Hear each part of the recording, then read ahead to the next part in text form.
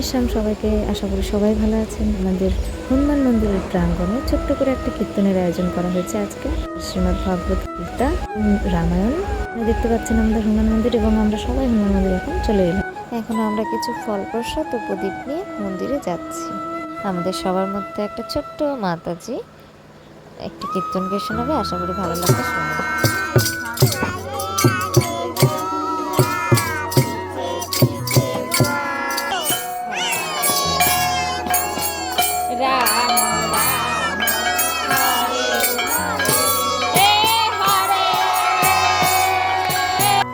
এবং শেষে সন্ধ্যা কীর্তন করে হনুমানজির আরতি করে আমাদের কীর্তন সমাপ্ত হলো। রাধে শ্যাম, সবাই বলবেন কেমন হয়েছে এইবার প্রথম। হরে কৃষ্ণ, রাধে শ্যাম, জয় শ্রীরাম, সীতারাম।